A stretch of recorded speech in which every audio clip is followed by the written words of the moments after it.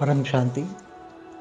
आज मैं समाधि और कर्मयोगी जीवन दोनों के बीच में सर्वश्रेष्ठ क्या है, क्या समाधि श्रेष्ठ है या कर्मयोगी जीवन श्रेष्ठ है, उसका आपको एग्जाम्पल देता हूँ, समझाता हूँ।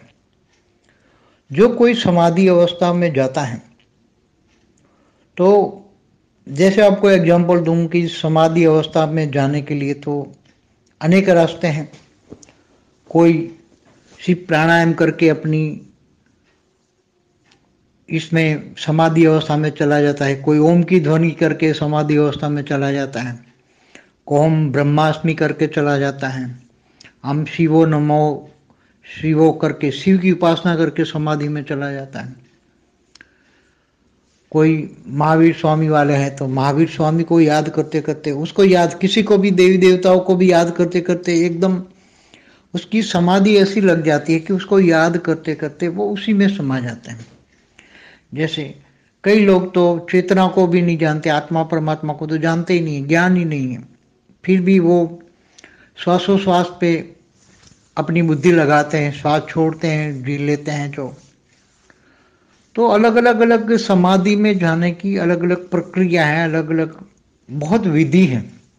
और लोग समाधि में पहले ऋषि मुनि जो थे समाधि में चले जाते थे, कई बहुत आप जानते होंगे, समाधि में ऋषि मुनि चले जाते थे। मगर एक कर्मयोगी जीवन है जो दूसरा, उसके सामने एक कर्मयोगी जीवन है जो गीता ज्ञान प्रेरित है कर्मयोगी जीवन की, क्योंकि गीता में ही कहा कर्मयोगी जीवन की बात, गीता ज्ञान में कहा परमात्मा कृष्ण ने गीता ज्ञान में कहा कि तू आत्मा स्वरूप बन, मुझ परमात्मा को याद कर। तो और तू कर्मयोगी जीवन बन, निष्काम कर्म कर। तो कोई गर्भगृहस्थ में रहकर, गर्भगृहस्थ उन्होंने गीता ज्ञान में कहा कि गृहस्थाश्रम सबसे बड़ा उत्तम आश्रम है। तो ऐसा क्यों कहा? गृहस्थाश्रम सबसे बड़ा आश्रम है, ऐसा क्यों कहा? हमारी वाणियों में तो भक्ति मार्ग की जो वाणियां हैं, भक्ति मार्ग में शब्द है, वाणी माना शब्द, यहाँ वाणी माना शब्दों का जो प्रयोग किया है भक्ति मार्ग में, वेदों उपनिषदों में जो ज्ञान के शब्द हैं, तो वो अलग अलग डिफरेंस क्यों है? कर्मयोगी जीवन और समाधि, समाधि तो लग गई, तो तुम्हारी समाधि लग गई तो तुम्हारे परमात्मा के साथ एकाकार हो गए। तुम जिन देवी देवताओं की जो ध्यान करते हैं उनके साथ एकाकार हो जाना माना समाधि अवस्था। समाधि अवस्था तो ऐसी होती है कि उनके कान में भी छेद कर दो तो कोई तुम्हें पता ही नहीं लगेगा। जैसे गौतम बुद्ध के कान में भी छेद किया, चाहे गौतम बुद्ध हो या महावीर स्वामी हो, उनके कान में भी छेद किया तो भी उसको नहीं पता लगा। तो ऐसी समाधि अवस्था थी। तो ऐसी समाधि अवस्था में जब मनुष्य की चेतना या आत्मा उपराम अवस्था में हो जाती है एकदम, तो क्या वो क्या प्राप्त करती है? क्या वो मोक्ष प्राप्त करती हैं? क्या वो मुक्ति, जीवन मुक्ति प्राप्त करती हैं? क्या वो परमधाम में जाती हैं? क्या परम पद को पाती हैं? और ये कर्मयोगी जीवन जो है, जिसने पूरी जिंदगी ज्ञान, गीता ज्ञान सुनता है, ज्ञान है मैं आत्मा हूँ, और बेहद की आत्मा हमेशा ये सुनती है कि मैं बेहद की परम परम महान आत्मा हूँ, और मुझे ये जन्म अंतिम जन्म है, ये जन्म के बाद मुझे शरीर छोड़ने के बाद तुरंत ज्ञान है, तो मुझे बेहद के परम पिता के पास जाना है और मुझे बेहद के परम धाम जाना है, ये मेरा लक्ष्य है। तो मैं कर्म करता हूँ, खाता हूँ, पीता हूँ, बैठता हूँ, उठता हूँ, हर कर्म में परमात्मा को याद करता हूँ, लक्ष्य भी याद रहता है।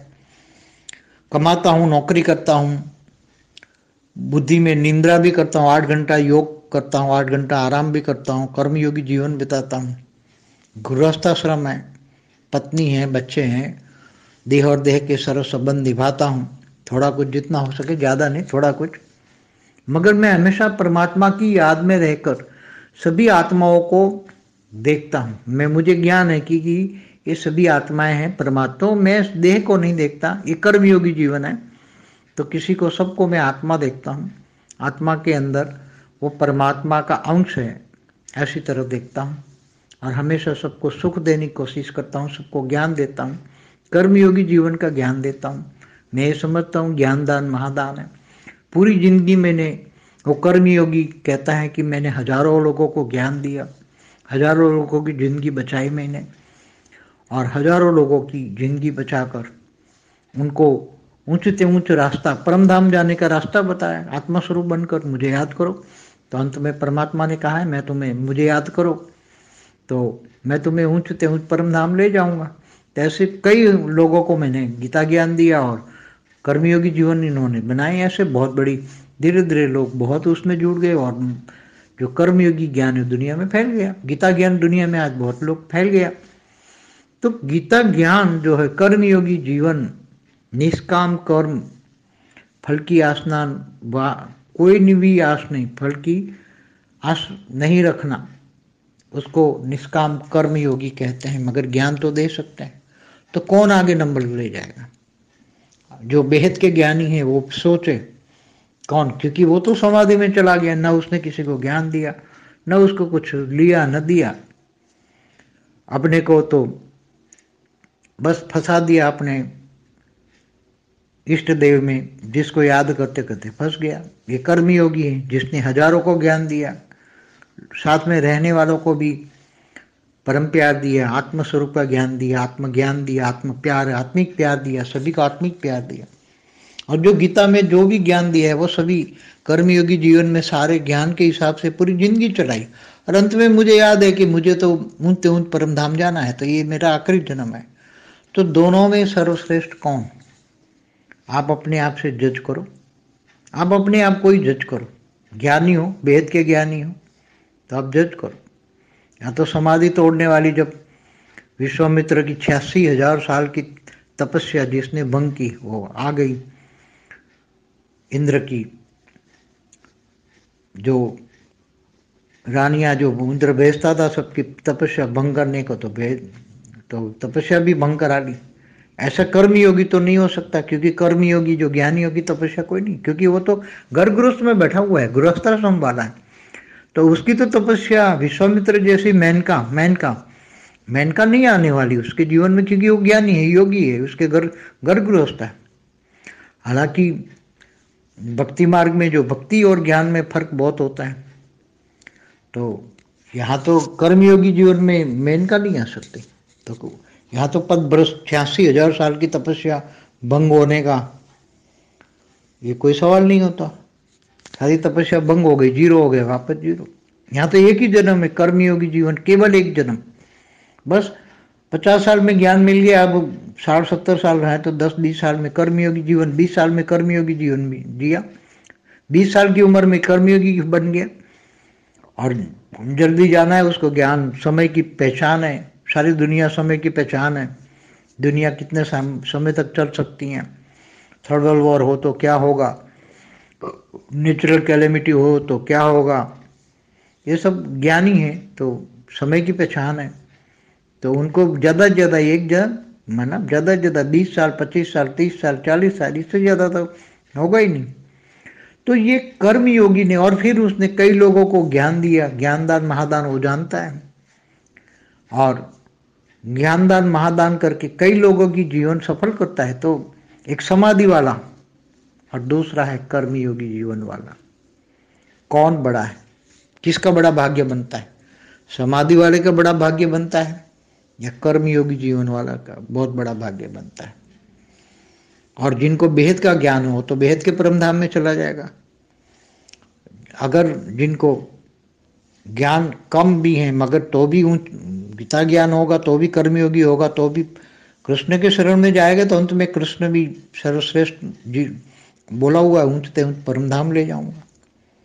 तो आप दोनों का फर्क ज्ञान से समझ सकते हैं। ज्ञानी तो आत्मा, अगर बेहद के परम ज्ञानी है तो ये सब डिफरेंस समझ सकते हैं। ये केवल ज्ञानियों के लिए है, ये भक्ति मार्ग वालों के ये टॉपिक नहीं समझ पाएंगे, क्योंकि भक्ति और ज्ञान में जमीन आसमान का अंतर है। कर्मयोगी जीवन वाला जो गीता ज्ञान वाला है वो विश्व कल्याण के लिए भी योग करता है। बेहद का ज्ञान है तो बेहद के कर्म विश्व कल्याण, बेहद के विश्व कल्याण के लिए परम शांति के वाइब्रेशन फैलाता है। तो ज्ञानियों के लिए तो कितना बड़ा ऊंचा भाग्य, बेहद का भाग्य बनता है। तो समाधि वाले का क्या बनेगा? बेहद का विश्व कल्याण का जो लक्ष्य होता है कर्मयोगी जीवन, गीता ज्ञान वालों का, कम से कम बेहद के ज्ञानी तो जानते ही हैं कि हमारा बेहद का भाग्य कैसे बनेगा। तो बेहद का विश्व कल्याण, बेहद का ज्ञान ही समझाता है। तो दोनों का डिफरेंस समझो, समाधि और बेहद का कर्मयोगी जीवन। परम शांति। బేహద్ పరం మహాశాంతి. బాపూజీ సమాధి జీవితము శ్రేష్టమైనదా, కర్మయోగి జీవితం శ్రేష్టమైనదా అనేటువంటి విషయం చెప్తున్న హిందీ వీడియో ఇప్పటి వరకు మీరు విన్నారు. దీనికి తెలుగు అనువాదం. బాపూజీ ఈ రెండు జీవితాల్లో ఏది శ్రేష్టము అనే దాని గురించి చెప్తూ ఉన్నారు, ఎగ్జాంపుల్తో సహా అని అంటూ ఉన్నారు. చూడండి, సమాధి స్టేజ్లోకి వెళ్ళటానికి అనేక మార్గాలు ఉంటాయి. కొందరు ప్రాణాయామం చేసి సమాధి స్థితిలోకి వెళ్తారు. కొందరు ఓంకారాన్ని జపం చేస్తూ సమాధి స్థితిలోకి వెళ్తారు. కొంతమంది అహం బ్రహ్మాస్మి అంటూ సమాధి స్థితిలోకి వెళ్ళిపోతారు. కొంతమంది శివుణ్ణి ఉపాసన చేసి సమాధిలోకి వెళ్ళిపోతూ ఉంటారు. అంటే మహావీర్ స్వామిని ఫాలో చేసేటువంటి వారు ఆయన్ని జ్ఞాపకం చేస్తూ ఉంటారు. లేక కొందరు దేవీ దేవతల్ని స్మృతి చేస్తూ సమాధిలో కూడా వెళ్ళిపోతూ ఉంటారు. ఇలా దేవీ దేవతలని కానీ గురువుల్ని కానీ జ్ఞాపకం చేస్తూ వారి లోపలికి ఇమిడిపోయే వాళ్ళు కూడా ఉంటూ ఉంటారు. కొంతమందికైతే చైతన్యం అంటేనే తెలియదు, అనగా చేతన అంటే ఆత్మ గురించి మరియు పరమాత్మ గురించి తెలియదు, వారికి జ్ఞానమే లేదు. అందుకని వాళ్ళు శ్వాస మీద ధ్యాస పెట్టి యోగం చేస్తూ ఉంటారు. అంటే వదిలేటువంటి శ్వాస, తీసుకునేటువంటి శ్వాస, ఇలా చేస్తూ లాస్ట్కు సమాధికి వెళ్ళే వాళ్ళు కూడా ఉంటారు. అంటే వేరు ప్రక్రియలు ఉన్నాయి, చాలా విధి విధానాలు ఉన్నాయి. ఈ సమాధి అనేది ఫస్ట్ ఋషులు మునులు మరి పొందుతూ ఉండేవాళ్ళు. అందుకని పలాని గురువు గారు, పలాని ఋషి సమాధిలోకి వెళ్ళిపోయారు అని చెప్తూ ఉంటారు. ఇది మీకు తెలుసు కూడా. సమాధి అనేది మరి సాధువులు, హఠయోగులు చేసేటువంటిది. కానీ కర్మయోగి జీవితం ఇంకొకటి ఉన్నది. అది ఏంటి అంటే కర్మ చేస్తూ జీవితాన్ని, పరమాత్మని జ్ఞాపకం చేస్తూ జీవితాన్ని గడపటం. గీత ఈ కర్మయోగి జీవితాన్ని ప్రేరేపణ ఇస్తూ ఉంటుంది. ఎందుకంటే గీతలో మరి గృహస్థీకులు కర్మయోగి జీవితం గురించి ఎలా ఉండాలి ఏంటి అని జ్ఞానం చెప్పారు. పరమాత్మ గీతా జ్ఞానంలో ఒకటే మాట చెప్తూ ఉన్నారు, మిమ్మల్ని మీరు ఆత్మగా అనుకోండి. మీరు ఆత్మస్వరూపంగా అయ్యి నన్ను పరమాత్మని స్మృతి చేస్తే మరి మీరు మీ యొక్క వికర్మలన్నీ వినాశనం అవుతాయి, మీరు నన్ను పొందగలరు అని. మీరు కర్మయోగిగా కండి, నిష్కామ కర్మ చేయండి, గృహస్థంలో ఉంటూ ఈ విధంగా మీ జీవితాన్ని అవలంబించండి అని చెప్పారు. అందుకని గీతా జ్ఞానంలో గృహస్థ ఆశ్రమమే అన్నిటికంటే ఉత్తమమైన ఆశ్రమము అని చెప్పారు. గృహస్థ ఆశ్రమము గొప్పది. ఎందుకు అన్నారు అంటే ఇక్కడ మరి అక్కడ వాణి అంటే భక్తి మార్గంలో శబ్దము అని అర్థం. కాబట్టి అక్కడ ఉండేటువంటి మాటల్ని ఈ విధంగా ఉపయోగిస్తారు. భక్తి మార్గంలో వేదాల్లోనూ ఉపనిషత్తులోనూ జ్ఞానం యొక్క మాటలు ఉన్నాయి. అయితే దీనికి వేరుగా చెప్పటం ఎందుకు డిఫరెన్స్ వస్తుంది అంటే కర్మయోగి జీవితము మరియు సమాధిలోకి వెళ్ళిపోయారు అంటే పరమాత్మతోటి ఏకాకారం అయిపోయారు, లీనమైపోయారు, సమానమయ్యారు అనుకుంటారు. మరి దేవీ దేవతల లోపలను ధ్యానం చేస్తూ ఉండేవాళ్ళు వారితో పాటు ఏకాకారమైపోయి సమాధిలోకి వెళ్ళిపోతూ ఉంటారు. అంటే చూడండి, కొంతమంది చిల్లులు పెట్టినా కూడా వాళ్ళకు స్పృహ ఉండదు అంటారు. గౌతమ బుద్ధుడికి చెవులు రంధ్రం పెట్టేశారట, కానీ ఆయనకి ఏమీ తెలియలేదు. మహావీర స్వామికి కూడా అంతే. చిల్లులు పెట్టినా కూడా తెలియనంత మరి తన్మయత్వం సమాధి స్టేజిని పొందారు. అంటే ఈ విధంగా సమాధి స్టేజి ఆత్మ చైతన్యము, ఆత్మ ఉపరామ స్థితిలోనే వాళ్ళు సాధించగలిగారు. మరి దాని ద్వారా వాళ్ళకి ఏం ప్రాప్తి లభించింది? మోక్షం ప్రాప్తించిందా, జీవన్ముక్తులయ్యారా, ముక్తులయ్యారా అనేది ఎవరికి తెలియదు. మరి వాళ్ళు పరంధామానికి వెళ్ళారా, పరంపదాన్ని పొందారా కూడా తెలియదు. ఇకపోతే రెండోది కర్మయోగి జీవితం. ఈ యొక్క కర్మయోగి జీవితం గురించి గీతలో పూర్తిగా జ్ఞానం ఉన్నది. జ్ఞానం అంటే ఏంటి? నేను ఆత్మను అని ఆత్మస్మృతిలో ఉంటూ పరమాత్మని జ్ఞాపం చేయటం. ఇక్కడ మనం బేహద్దు ఆత్మలంగా మనం బేహద్దు జ్ఞానం వింటున్నాం. నేను బేహద్దు పరంపరం మహానాత్మను. నా యొక్క జన్మ ఇది అంతిమము. ఈ జన్మ తర్వాత నేను ఇక మళ్ళా జన్మ తీసుకోకూడదు. శరీరం వదిలేసిన తర్వాత నేను బేహద్దు పరంపదానికి వెళ్ళాలి అనేటువంటి లక్ష్యం ఉంటుంది. బేహద్దు పరంపిత దగ్గరికి వెళ్ళాలి, బేహద్దు పరంధామానికి వెళ్ళాలి, ఇది నా లక్ష్యం అంటూ ఉంటారు. నేను కర్మ చేస్తూ ఉన్నాను, తింటున్నాను, తాగుతున్నాను, కూర్చుంటున్నాను, లెగుస్తున్నాను, ప్రతి సెకండ్ కూడా పరమాత్మని స్మృతి చేస్తూ ఉన్నాను. ఇదే లక్ష్యంలో ఉండటం. సంపాదిస్తున్నా, ఉద్యోగం చేస్తున్నా, నిద్ర పోతూ ఉన్నా కూడా ఇదే స్మృతిలో ఉంటారు. అంటే రోజుకు 8 గంటలు యోగం చేస్తారు, 8 గంటలు విశ్రాంతి తీసుకుంటారు, 8 గంటలు కర్మయోగి జీవితాన్ని గడుపుతూ ఉంటారు. ఎవరు? గృహస్థికులు. అందుకని ఈ విధంగా ఉండేవాళ్ళు గృహస్థ ఆశ్రమం అంటారు. వారికి భార్య ఉంటుంది, పిల్లలు ఉంటారు, దేహ సంబంధాలు కూడా ఉంటాయి. అందుకని అందరినీ సంభాళిస్తూ కొంచెం సమయం తీసి వాళ్ళు స్మృతి చేస్తూ ఉంటారు. వాళ్ళకి ఎక్కువ సమయం కూడా లభించదనుకోండి, మరి సదా నిరంతరం సమాధిలో ఉండేంత సమయము ఉండదు. పరమాత్మను స్మృతి చేస్తూ హఠం కూర్చునేందుకు కుదరదు. మరి అటువంటి ఆత్మలను నేను కూడా చూశాను అంటున్నారు బాపూజీ. మరి నాకు జ్ఞానం ఉన్నది కాబట్టి వీళ్ళందరూ కూడా దేహదారులైనా వాళ్ళని నేను దేహంగా చూడటం లేదు, ఆత్మగా చూస్తున్నాను. కర్మయోగి జీవితాన్ని గడుపుతూ ఉన్నాను. వారి లోపల ఆత్మ ఉంది అని నేను పరమాత్మని యొక్క అంశగా నేను భావిస్తూ ఉన్నాను. అలాగే వారిని చూస్తూ ఉన్నాను. నేను అందరికీ కూడా సుఖాన్ని ఇవ్వటానికి ప్రయత్నం చేస్తూ ఉన్నాను. నేను అందరికీ జ్ఞానం ఇస్తూ ఉన్నాను అంటూ కర్మయోగి జీవితాన్ని అవలంబిస్తూ ఉంటారు. ఈ విధంగా ఎవరైతే అనుకుంటూ ఉంటారో జ్ఞానదానం మహాదానం చేస్తూ ఉంటారు. కొందరైతే వారి జీవితం మొత్తంలో కూడా కర్మయోగిగానే ఉంటూ ఉంటారు. ఇలాంటి వేల మందిని కూడా జ్ఞానం అందిస్తూ ఉంటారు. కర్మయోగి ఉంటారు, ఉద్యోగ వ్యాపారాలు చేస్తారు, వేల మందికి జ్ఞానాన్ని అందిస్తూ ఉంటారు. వేల మంది జీవితాలను రక్షించారు కూడా. వాళ్ళు వేల మంది జీవితాన్ని రక్షించిన పుణ్యం, ఉన్నతోన్నతమైనటువంటి మార్గం వారికి లభిస్తూ ఉంటుంది. వాళ్ళు పరం పదం యొక్క మార్గానికి వెళ్తారు తప్పకుండా.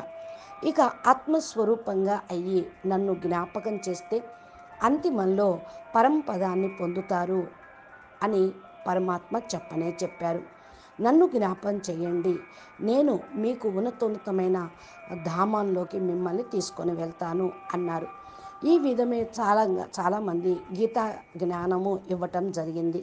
కర్మయోగి జీవితం నెమ్మదిగా చాలామంది ఈ కర్మయోగి జీవితాన్ని అవలంబిస్తూ ఉన్నారు. అంటే కర్మయోగిగా అవటానికి జ్ఞానం లభిస్తూ ఉంటుంది. మరి ఏదైతే కర్మయోగి జీవితం సంబంధించిన జ్ఞానం ప్రపంచం మొత్తం వ్యాపించింది. గీతా జ్ఞానం ఈ రోజుల్లో అందరూ వింటున్నారు, అన్ని చోట్ల మరి ప్రచారం కూడా జరుగుతూ ఉంది. గీతలో చెప్పింది కర్మయోగి జీవితం. నిష్కామ కర్మ చేయండి, ఫలితాన్ని మీరు ఆశించద్దు అని. నిష్కామ కర్మ చేయటము అంటే జ్ఞానం ఇతరులకు ఇవ్వటము. మరి ఏ మరి ఎవరు ముందు నెంబర్ తీసుకుంటారు అని కాదు. ఇంకపోతే ఏదైతే బేహద్దు జ్ఞానులు ఉన్నారో వాళ్ళు ఆలోచిస్తూ ఉంటారు. వాళ్ళు జ్ఞానాన్ని పంచటం, యోగం చేయటం, అందరికీ పరం శాంతి పరం సుఖం ఇవ్వటమే వాళ్ళు చేసేటువంటి సేవ. లేకపోతే సమాధిలోకి వెళ్ళాలి అనుకుంటారా? వాళ్ళు అనుకోరు. ఎందుకంటే జ్ఞానదానం మహాదానము అని వాళ్ళకి తెలుసు. తప్పకుండా వాళ్ళు ఇతరుల నుండి ఏమి తీసుకోరు, మరి ఏమి ఇవ్వటం అనేది ఉండదు. అంటే ఎవరి లోపల వాళ్ళు ఇరుక్కుపోరు. కొంతమంది భక్తులు వాళ్ళ ఇష్ట దేవతల్ని జ్ఞాపం చేస్తూ ఉంటారు. స్మృతి చేస్తూనే వాళ్ళ లోపలికి ఇరుక్కుపోతూ ఉంటారు. ఇక కర్మయోగి అయితే వేల మందికి జ్ఞానం ఇస్తూ ఉంటారు. మళ్ళా ప్రేమను కూడా పంచుతూ ఉంటారు. ఆత్మస్వరూపంలో ఉంటారు. ఆత్మ జ్ఞానము, ఆత్మిక ప్రేమను అందిస్తూ ఉంటారు. ఆత్మిక ప్రేమ అనేది లభిస్తూ ఉంది. గీతలో ఏదైతే మరి ఉన్నదో కర్మయోగి జీవితం గురించినటువంటి జీవితాన్ని గడుపుతూ నన్ను జ్ఞాపం చేయండి, ఉన్నతోన్నతమైన పరంధామానికి తీసుకొని వెళ్తాను అని చెప్పడం జరిగింది. ఇది లాస్ట్ అంతిమ జన్మ కాబట్టి మీరు ఈ శ్రేష్టమైనటువంటి జీవితం ఏదో ఈ రెండిట్లో మీరు నిర్ణయించుకోండి. మిమ్మల్ని మీరు జడ్జి చేసుకోండి. నాకు ఎలాంటి జీవితం కావాలి? జ్ఞానిగా కావాలా, బేహద్ జ్ఞానిగా కావాలా? జడ్జిమెంట్ చేసుకోండి. సమాధిని తెంచేసేసేటువంటి విషయం కాదు. విశ్వామిత్రుడు ఉన్నాడు, 86,000 సంవత్సరాలు తపస్సు చేశారు. మళ్ళా సమాధిలోకి వెళ్ళాడు. వాళ్ళ తపోభంగము అయిపోయింది. ఇంద్రుడు మరి అప్సరసల్ని పంపిస్తాడు, వాళ్ళ తపస్సు భంగం అయిపోతుంది. మళ్ళీ జీరో అయిపోతారు. వాళ్ళు కర్మయోగిగా కాలేరు. కర్మయోగిగా అయ్యేటువంటి జ్ఞానము వారికి ఉండదు. మళ్ళా వాళ్ళు తపస్సు చేయలేరు, ఇంట్లో కూర్చోను లేరు అన్నమాట. అయితే గృహస్థ ఆశ్రమం ఉన్నవాళ్ళు విశ్వామిత్రుడు లాంటి మేనక వశం కారు. వారికి తెలుసు జీవితంలో నేను జ్ఞానిని, యోగిని, గృహస్థంలో ఉంటూ అన్నీ సంభాళించాలి అని. ఇంకా ఈ విధంగా మరి జ్ఞానులు ఉంటారు. భక్తి మార్గంలోనూ జ్ఞాన మార్గంలోనూ చాలా తేడా ఉంటుంది. కర్మయోగి జీవితంలో మేనక అనేది రానే రాదు. 86,000 సంవత్సరాలు తపస్సు భంగము కాదు. అసలు తపోభంగం అన్న ప్రశ్నే ఉండదు. ఎందుకంటే వాళ్ళు ఒకవేళ తపస్సు చేసి వారి యొక్క తపోభంగం అయిపోతే మళ్ళా జీరోగా అయిపోతూ ఉంటారు. ఇక్కడ మీకు ఒకే ఒక జన్మ లభిస్తుంది. కర్మయోగి జీవితం ఒక జన్మ.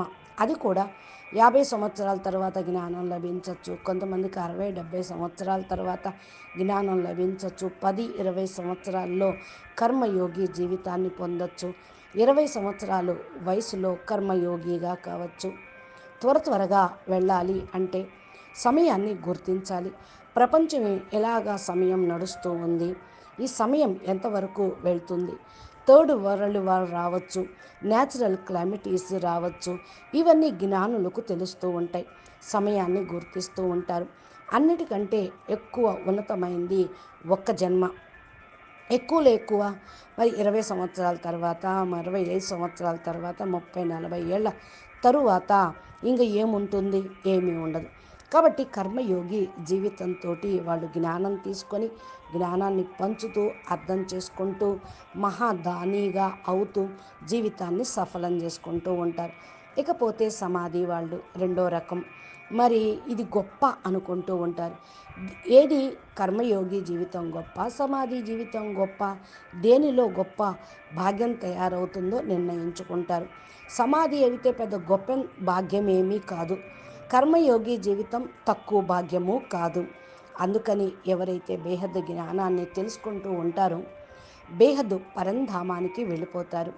జ్ఞానము తక్కువ ఉన్నా పర్వాలా, మరి పరమాత్మ యందు ప్రేమ ఉండి గీతా జ్ఞానం వింటూ కర్మయోగిగా ఉంటూ శ్రీకృష్ణ శరణం మమ అని వెళ్ళిపోయిన వాళ్ళకి కూడా అంతిమంలో కృష్ణుడు సర్వశ్రేష్టమైనటువంటి స్థానాన్ని ఇస్తాను అని చెప్పాడు.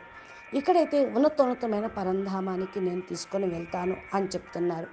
ఈ రెండిటి యొక్క తేడాని జ్ఞానం ద్వారా మీరు అర్థం చేసుకోండి. మీరందరూ జ్ఞాని ఆత్మలు, బేహద్దు పరమ జ్ఞాని. మరి డిఫరెన్స్ అర్థం చేసుకుంటున్నారు కదా. కేవలం జ్ఞానుల కొరకు భక్తి మార్గంలో మరి ఏంటో మీకు తెలిసిపోతుంది.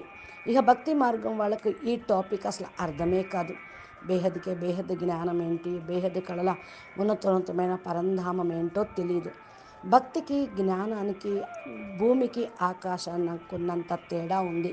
కర్మయోగి జీవితం ఉన్నటువంటి వాళ్ళు గీత జ్ఞానాన్ని అవలంబిస్తూ విశ్వ కళ్యాణం కోసం యోగదానం చేస్తూ ఉంటారు.